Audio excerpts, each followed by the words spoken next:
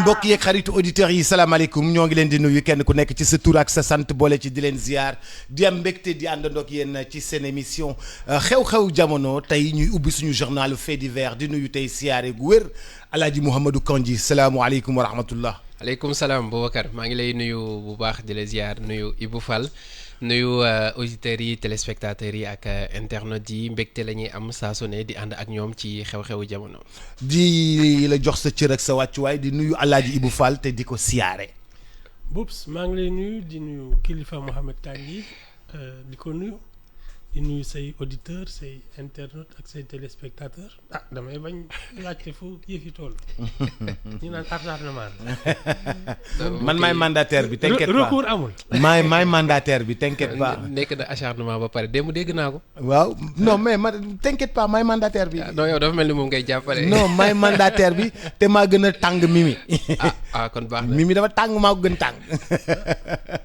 bisimilah Mouhamadou Kandji fu ñuy tàmbalee. alors ñu ubbi suñu journalu fait divers yi ak démb li nga xamante ni am na si train express régional bi xam nga ni am na benn moment boo xamante ni dañu arrêté lii di trafic bi ndaxte benn train moom moo mbëkk benn waay boo xamante ni daf doon jéem a jéggi raay yi alors ñun ci saasi bi mu amee jokkoo nañu ak Abdou Ndéné Sall di directeur général bu SENTER muy ñëwaat ci li nga xamante ni moom moo di incident bi alors liñ doon njëkk a laaj mooy fan la jaar parce que xam nga délimité nañ benn zone de sécurité ci fi nga xamante ni foofu la raay bi nekk même bu dul train yi nga xamante ni chaque 10 minutes am na buy dem mais câble électrique yi rek c'est dangereux et ñu gis ni bii mooy nekk ñetteelu yoon ñuy nemmeeku lu ni mel bon bu dee ñaar ñu njëkk ñi ñooñu dañuy àndaluñu woon trop ak seen xel alors ku démb kii bi mbir mi amee moom directeur bi waxoon na ni dinañu ubbi enquête pour xool dëggi-dëggi ana lan moo waral mu jéggi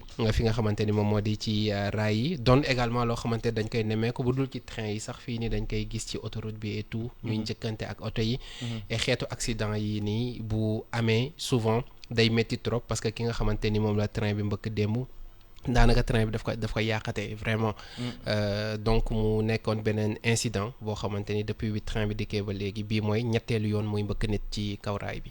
ci kaw raay bi. waay xam nga foofu yoonam la. waay te délimité nañu pour bañ ko fa dugg. exactement ba pare ñi ngi def communication ci rajo yi ak ci télé yi ne câble électrique yi haute tension la. déjà yëf yi électricité koy dawal buñ ci bëggee nag ba pare ngay dégg loolu ci rajo yi di ko dégg ci télé yi ñu wax ko fépp ba pare nga bëgg di ci jaar ak di jéggi bëgg comme ni Ibou Fall di wax rek jàngal nit ñi tant que jàngaloo citoyen yi da ngay am problème Alaaji Ibou Fall. dara du ci dañ de. dara du ci dañ. non non et puis c'est malheureux parce que da ngay fi mu nekk nii ay moyens de transport yi ñu indil. lu mel ni TER bi quand même c'est pas rien. am na c'est très moderne c'est bien fait te dafa toll maase ak jamonoom. Il nous arrive la même chose avec le BRT. heureusement xaw ma ndax seetlu ngeen BRT bi mais ci yoon bi yëpp pratiquement dañu def ay barrières. pour nit ñi bañ a. jéggi. mais tu sais mooy li ma la doon wax ci affaire élection yi. ñaari façon mooy indi jàmm. benn bi mooy citoyens yi xam lan mooy seen taxawaay ak fi ñuy jaar ak yëpp et tu as pas besoin de mettre un policier derrière chaque citoyen malheureusement suñu tolloo foo xam ne personne n'est conscient et de sa citoyenneté et juste des codes de comportement urbain tu es obligé de sévir et c'est malheureux donc ça coûte aussi cher sinon plus que de former les gens. former nit yi xamal leen. si tu ne les formes pas tu dois investir dans la répression.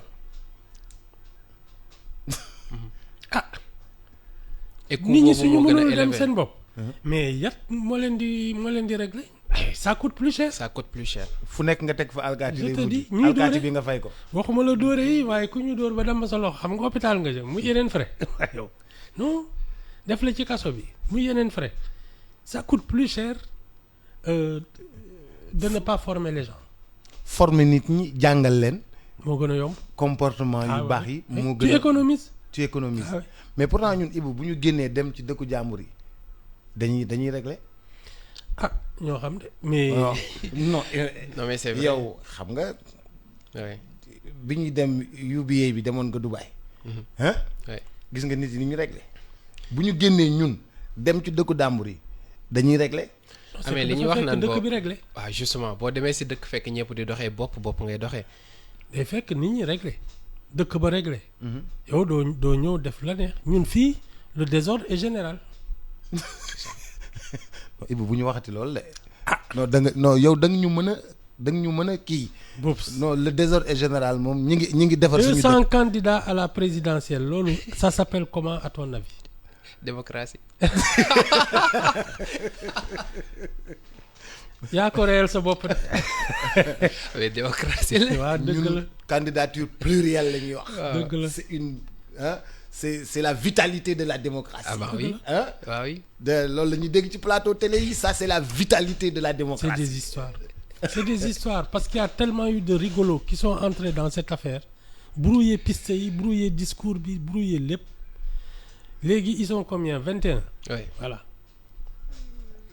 Non c'est pour te dire à quel point on est désordonné c'est-à-dire que sur une compétition hein il y a que 10% pour l'instant qui était de niveau.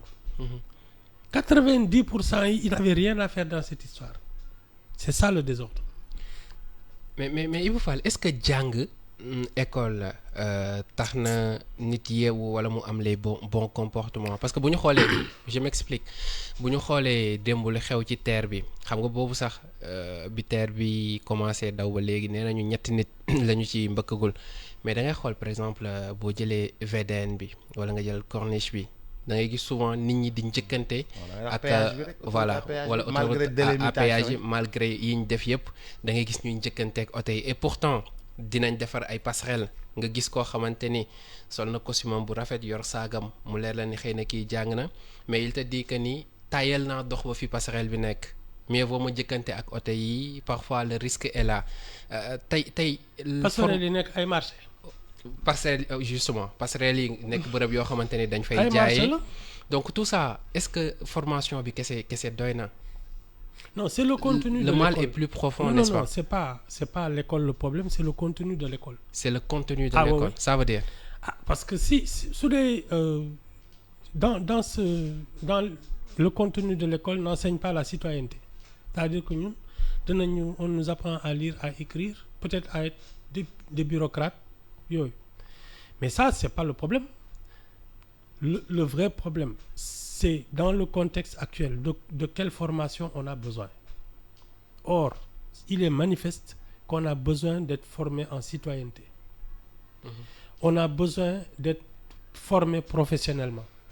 Les métiers de l'agriculture, les métiers manuels, de l'artisanat accueilli. On a besoin de ça. Or, c'est pas l'école qui nous l'enseigne. Et encore moins la citoyenneté. C'est dans les lycées et les écoles que tu vois le plus de désordre. Les enseignants waxuma la di absenté di def seen ay petits commerces ak yooyu tu trouves de tout actuellement dans l'enseignement waxuma la nag grève yeeg yooyu non c'est parce que ñun ñu ngi tabax ay école ñu ngi année scolaire day ubbi di tëj ñuy passer ay examen donc il y a une machine qui tourne. Ouais. Mais pourquoi elle tourne? Qu'est-ce qu'il faut former et comment il faut former les gens? Loolu de mooy suñu problème. mais Ibou passerelle bi nit yi war a jaar. marché la. ay marchandises lañ fa teg. ba nit bi mënu fa jaar léegi nit bi ñëw jéggi ci suuf. ah oto mbëgg ko. wala yenn saa yi nga yëg bëggante fa ak borom moto yi. benn borom mobilette bu la romb. ci kaw passerelle ci kaw passerelle yi. non moom kay on a de tout. trottoir yi gaare nañ fa oto yi nit ñi dox ci kaw tali bi passerelle sax oto jaar na fa. oui c'est ça waaw mooy le taxi là bu ñu l'image je garde encore l'image. Non c'est cette citoyenneté là cette conscience de tes devoirs de citoyen qui n'existe plus dans notre formation. waaw mais Ibou nu ñuy résoudre loolu yëpp dañu bëgg résoudre suñuy problème ñun dañoo bëgg suñu problème yooyu yëpp dañ ñu nekk ay nit yu normal di dox ci affaire bu normal affaire bu organisé affaire bu bien BRT bi su ma si duggee du ma ci tufli dama yore sama mouchoir téye ko def lu mu war a def waaw les internats waaw à l'époque les internats waaw et puis moi je suis persuadé parce que quand tu vois les écoles comme Mariama Ba le Prytanée militaire ak yooyu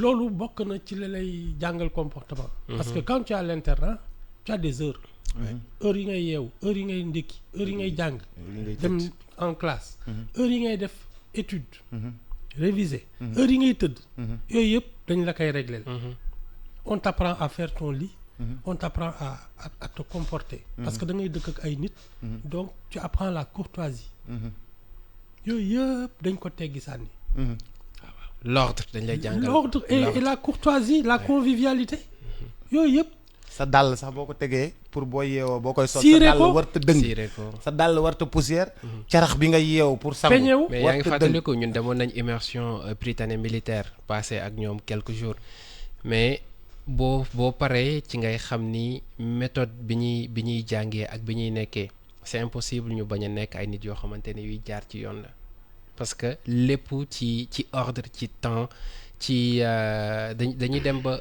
maanaam tu te demandes est-ce que ñi nekkuñu même comme ay montre parce que lu ci nekk heure bi ñu ko war a defee ci anam buñ ko war a defee déjà xale bu ndaw boo yeewoo heure bi nga war a yeewu defar sa lal daw defi sport ñëw sangu dem ndékki dem jàngi ñëw yëkkati drapeau bi donc tout ça c'est important mais malheureusement bi ñu am mooy école bu mel noonu bariwul ci il faut militariser l'école sénégalaise voilà moi ça j'en suis convaincu tu sais les lycées traditionnels là il faut au moins qu'il y ait une filière d'excellence et puis que l'ordre et la discipline te man loolu ay colonel ak ay capitaine laa gis ñuy diriger lycée yi ak ay soldats yi taxaw nga xam ne kenn du tardé y a des heures y a des trucs y a de la discipline am na tenue yoo xam ne doo ci sañ a ñëw école laal benn jean déchiré noonu waaw c'est tout non il faut militariser c'est l'école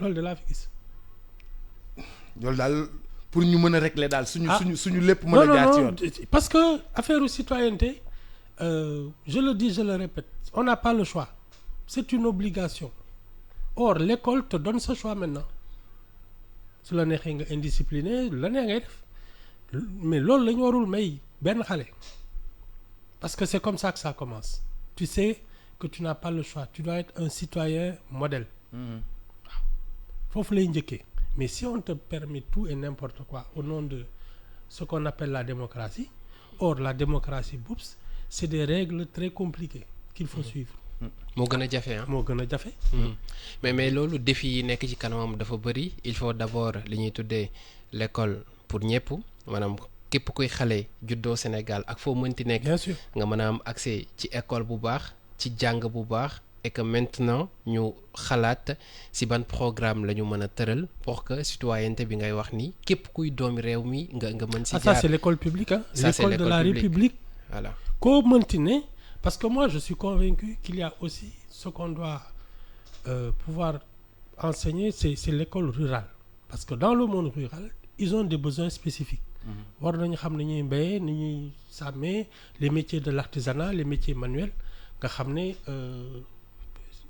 tu peux être prestataire de service dans ton village ou dans tous les environs su ñuy bëgg a réparer dara muy ay machine muy ay ce que tu veux voilà ñii ñëw ñii defar ay dàll ak yooyu ça c'est l'école rurale qui doit pouvoir produire des artisans et des agriculteurs des éleveurs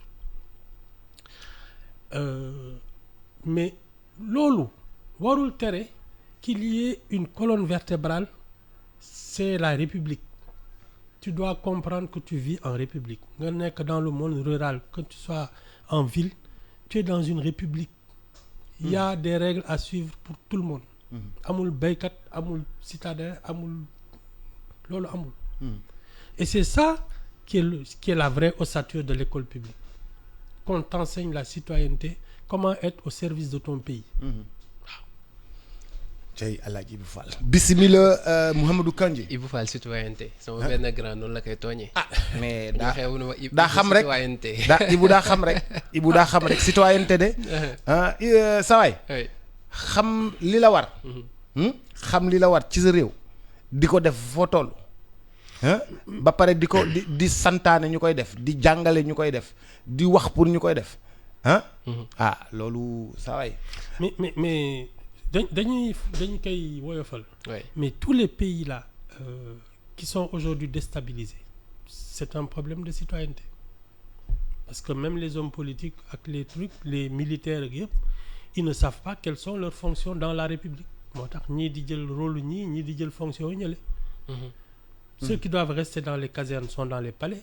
Ceux qui doivent être dans l'administration ñu ngi wëndeelu ci dëkk bi. Ça part dans tous les sens. Les commerçants qui devaient être dans leur cantine sont dans les rues. Voilà, di grève ak wala ñuy def kenn xamul.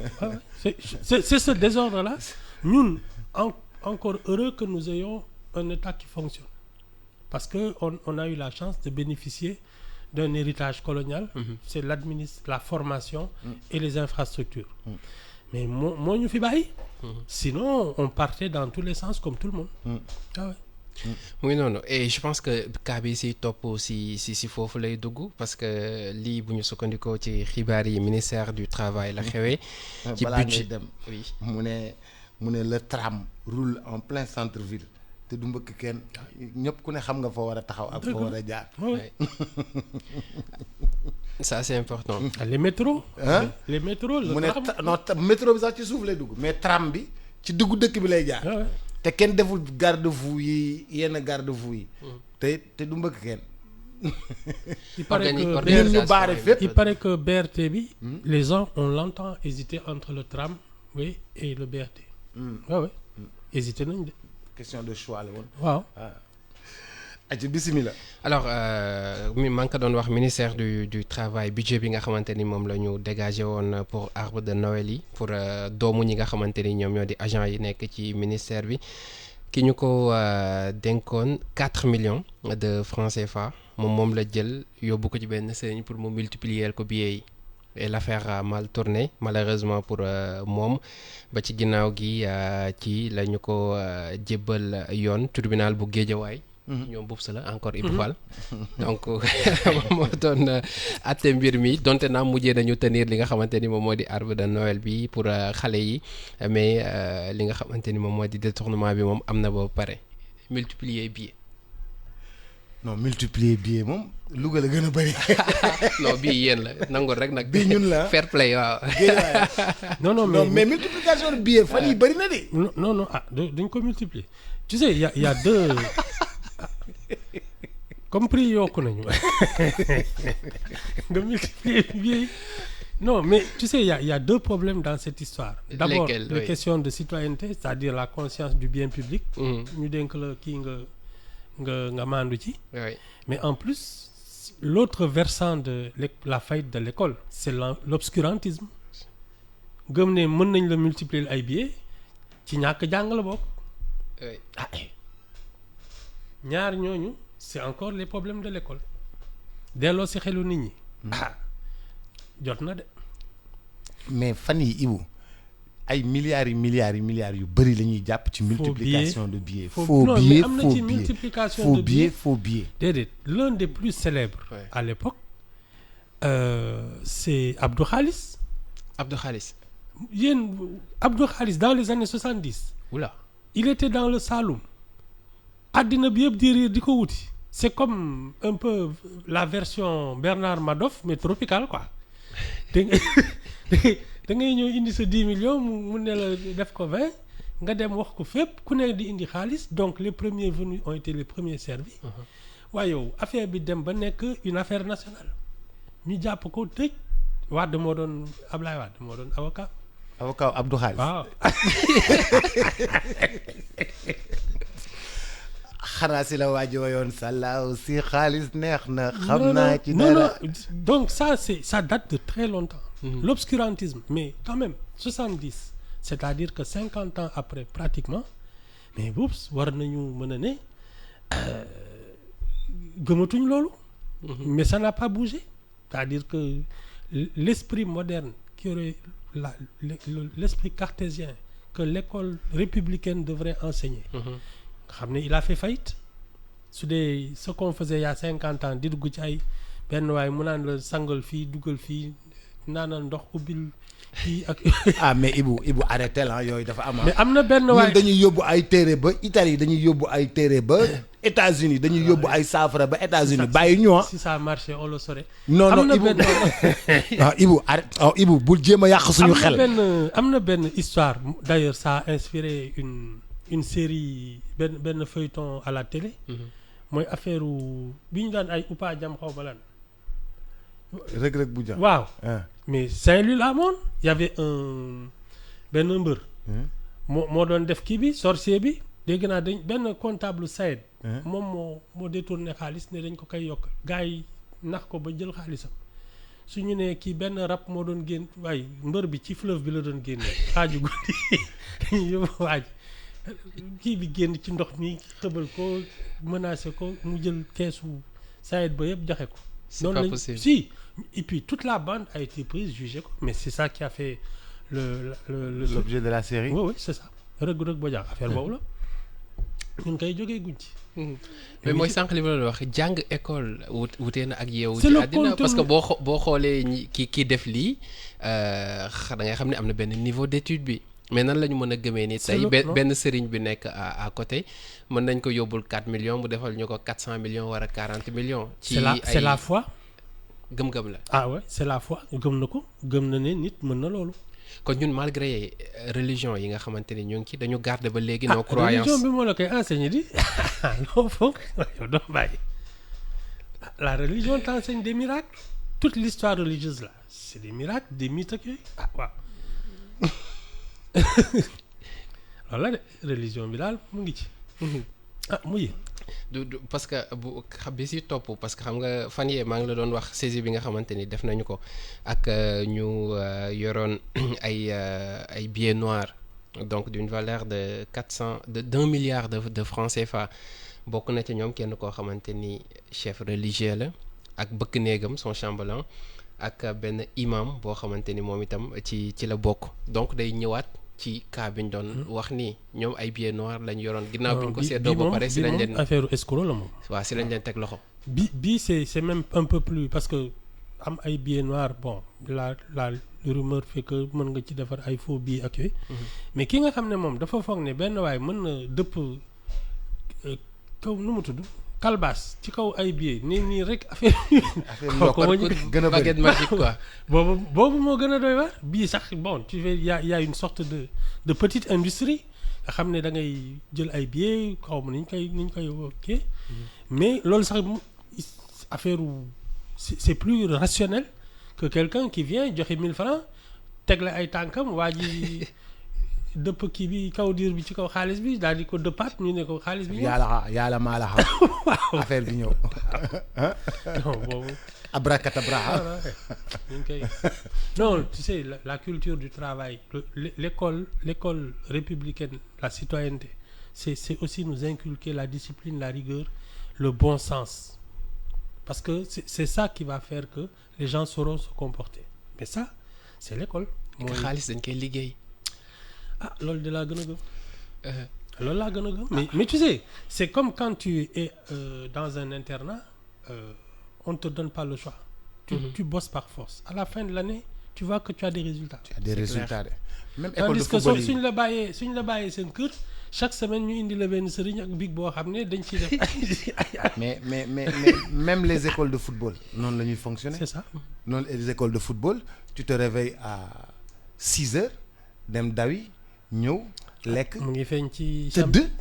tëdd yeew tëddaat ba 10 heures nga yeew dem defi sa séance ñëw añ tëddaat ba telle heure nga demaat defi sa séance nga màggaale ko pendant 4 ans 5 ans 6 ans 7 ans et tu deviens. et tu vois que le fruit des efforts produit des résultats. xam nga c'est cette preuve là qui nous manque nga nekk dans un contexte où on te dit il faut faire des efforts et c'est ça qui va payer. Parce que ñun on aime faire des choses de manière approximative et on compte après sur la chance sur le hasard et sur les prières mais loolu du dem. ah ouais c'est le travail, l'effort permanent. C'est ça mooy joxe affaire bi. Les gosses qui ñun je me souviens les internes. Sur les 10, les 10 premiers, les 8 au moins étaient de l'internat. Il y avait pas de secret. ah non mais xoolal concours général rek. si Ay souvent Prytanée Mariama Ba c'est ça. Ouais. C'est ça. Non, il y a pas et c'est vers ça qu'on doit revenir. L'école doit former des citoyens, pas seulement apprendre à lire et à écrire, mais aussi à se comporter. te loolu internat yi ñoo ko doon def. Tu étais sous surveillance, tu étais sous contrôle. Soo nekkee dans un internat pendant 10 ans 12 ans mais da ngay am ay habitudes yu da ngay baax. am colonne vertébrale. yaay defar sa póot yaay defar sa lal yaay mais attends luñ la tegal nga lekk amul reewantu amul dara mais da ngay nekk nit. gaay bi noonu du caaxaan. jóge Dakar dem France ne du ma lekk ay soble du ma lekk ay kii nii. premier repas gars yi indi la crudité. je te dis. carotte chou soble bu ñorul yëpp nga naan dinaa lekk du ma lekk ñu ne la boo lekkul dañ koy tuur de. te dootoo lekk dara. te dootoo lekk dara nga ne xaaral ma essayer lekk yëpp lekk suba nga lekkaat yëpp gannaaw suba nga lekk yëpp weer bi ci topp nga naan mais salade yi duñ ma ko indil.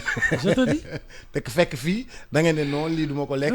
waaye je mange pas des choux-fleurs je mange pas des choux lii du ma lekk lii mais mujjee gi. internat rek lépp ngay lekk. non dañ lay def nit ba pare bon heureusement ce qui a un peu dévoyé l'esprit de l'internat c'est que ñu ci bare dañ doon des familles privilégiées dont les enfants qui n'habitaient pas loin des écoles ak yooyu ñoom ñoo doon ut ay bourses di kii jël seen doom dugal internat bon bëgg lu yomb parce que c'était pas fait pour ça.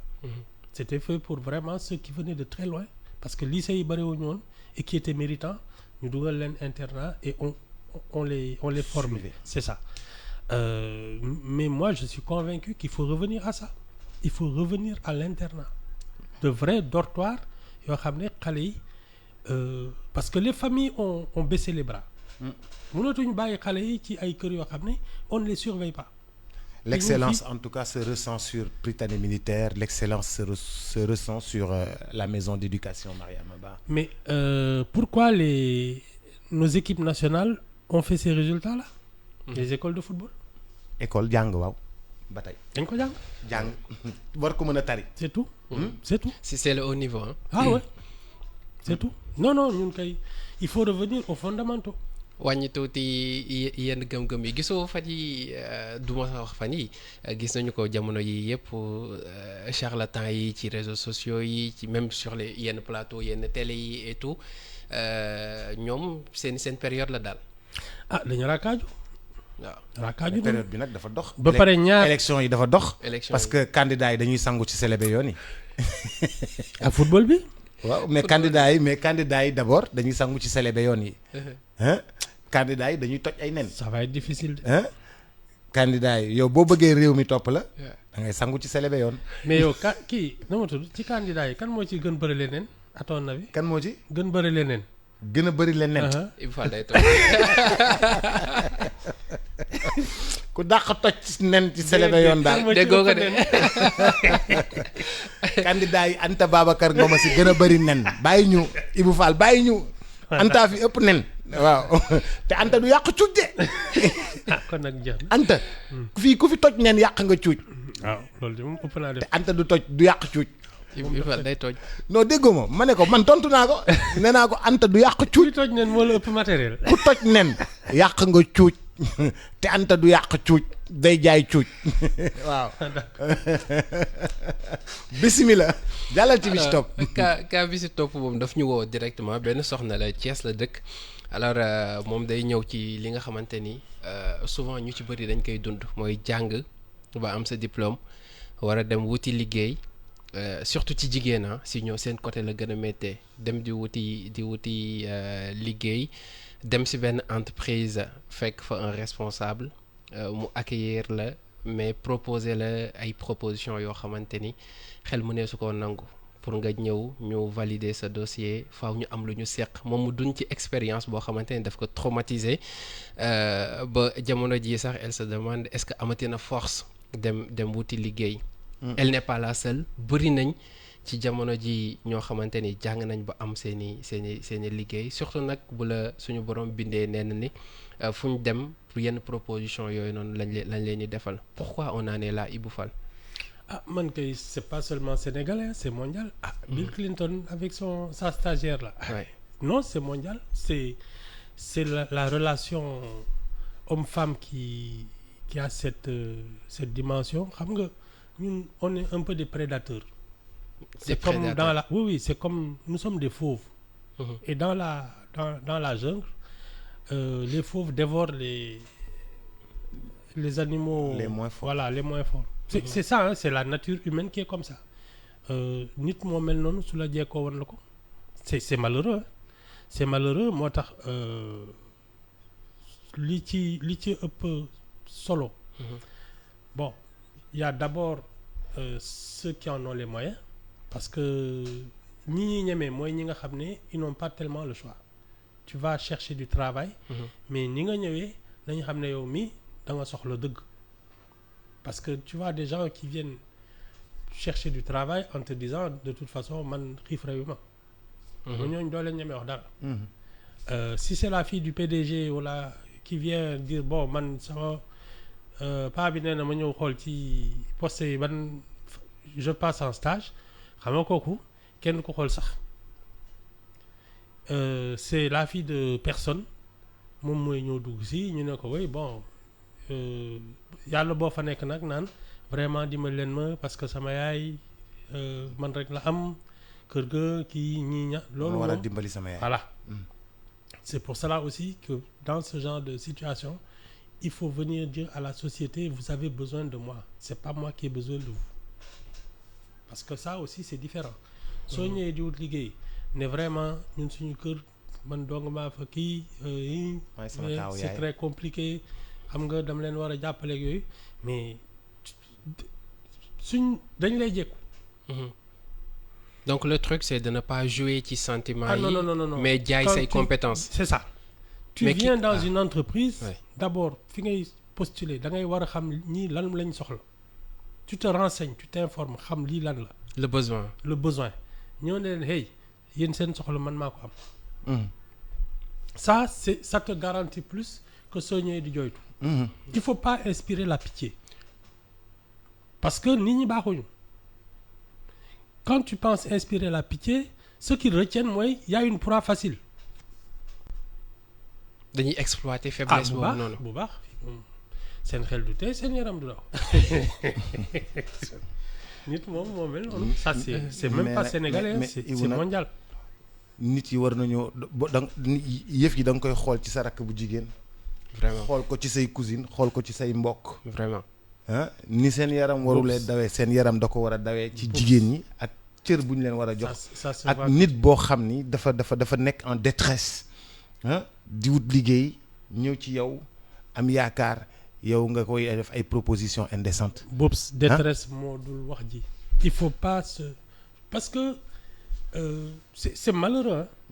C'est que en venant comme une proie facile même su waa ji amuloon dara parce que il est là il cherche un employé ki nga xam ne day ñëw ne ko yéen seen problème maa ko mën a faj ça reste que dans le cadre professionnel mais dès que tu entres dans autre chose tu ouvres la voie et tu réveilles même des appétits soo moytul waa ji newul woon ci xelam. oui mais il se dit tiens pourquoi pas il y a une gazelle là qui est là yàpp bi nooy na c'est un fauve mais il faut pas réveiller le fauve. Tu viens, tu viens, tu dis, moi je cherche je sais que vous avez besoin de telles compétences pour ce poste, maa ngi nii. Mais Ibou gars yi ñu si bëri dañ feebar de parce que loolu fan lay commencer ñoom kenn du leen réveiller ñooy réveiller seen bopp parce que même ci sélection dossier yi da nga leen di gis même pour choisir ñan la ñu war a jëlal entretien te xam nga léegi CV yu si bëri dañ siy def photo dañuy toog di xool. Mais yooyu yëpp. c'est ça qui fait partie des clins d'yeux qu'il faut pas donner. C'est des choses yoo xamante ni yow yoon nga CV nit bi xam nga li mu mën xam nga lu mu mënul. Il faut pas donner il faut même pas ouvrir cette voie là. Ouais. Parce que lu nekk yaa buntu bi ngay ubbi am na non tu sais nit ki tam soo ñëwee non loo ko woon la lay jàppee si tu arrives un vrai professionnel solo luy werante sax naan kii elle a des formes elle n'a pas de forme tu viens avec une tenue professionnelle tu parles travail ubbiwoo benn buntu sympathiser ak yooyu mais attends c'est tout yéen lii mooy seen problème man mën naa ko faj wax ji jeex na amul leneen. donc faute bi si ñoom nga koy rejeter. non c'est moitié parce que nit ku texit tam texit na mais y a des gens avec qui tu n'as pas besoin d'être sur tes gardes parce que nit lañu dañu nite quoi. Et ça se découvre petit à petit dans le service ak yooyu mais sooy ne salaamaaleykum fenn et tu viens pour travailler n'ouvre aucune autre porte que celle professionnelle di jéem a sympathiser ak yooyu di sañseeg di yoo xam ne dañu naan ah non vraiment kii dafa baax yooyu moom bu ci dugg ba nga xamanteeg nit ñi parce que au fur et à mesure que tu travailles avec les gens di nga xam ne ñii ils savent se tenir ils ont de l'éducation ak yooyu donc di ngeen mën a am ay affinité ak ki nga xam ne à part nuyoo bu leen seq dara day am. Non, je pense que souvent quand les gens cherchent du travail ils essaient de toucher la fibre sentimentale foofu nag moo baaxul. mais loolu est-ce que li koy waral nekkul que ni le mérite n'est plus récompensé fii nii dinañ gis ku jàng. am ay compétences am ay diplômes am mais pour une raison ou pour une autre boo dikkee surtout chez les femmes jigéen ñi ñoom ñoo gën a sonn ci côté boobu noonu. même affaire mbokk ak yooyu tu sais y a des préférences. le mérite n'est plus récompensé. non. yax bu rëy bras long. ñun voilà. yax bu rëy bras long des critères de compétence nous dans nos trucs de sélection dans nos choix dañuy naan kan moo la yónni kan mooy sa mbokk. voilà y a tellement doomu diw la jarbaatu diw la voilà kan da ngay gis balaa ngay ñëw sax tu es recommandé alors ki lay recommandé su dee dañ ko rus.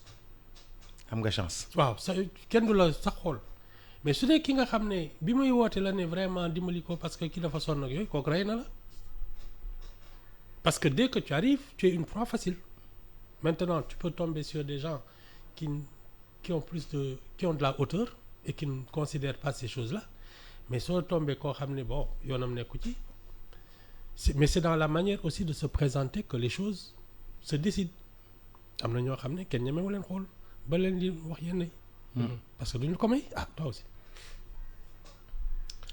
il y a de ça aussi comment tu présentes ta demande parce que su dee yow yaa ne man maa leen soxla effectivement tu as des problèmes su dee yow yaa ne su dee da nga ñëw ne yéen a ma soxla loolu beneen façon la. macha allah Alaaji Kandji jeexal nga. ñu jeexalee bii nii nan la ñuy gérer ñi nga xamante ni ñoo di ñi ñu dëkkal te ànduñu trop ak seen xel parce que lii département bu Bambey la xewee benn waay boo xamante ni am na 70 ans koo xamante ni àndul trop ak xelam moom moo ko dóor ba mu jaaree fa ñàkk bakkanam donc muy indiwaat éternelu question ci nan la ñuy gérer ñi nga xamante ni ànduñu trop ak seeni xel. te nekk suñu mbokk. te nekk suñu biir. waaw bokk ci ñun. waay bokk ci ñun. bokk ci ñun. te am taxawaay am doole.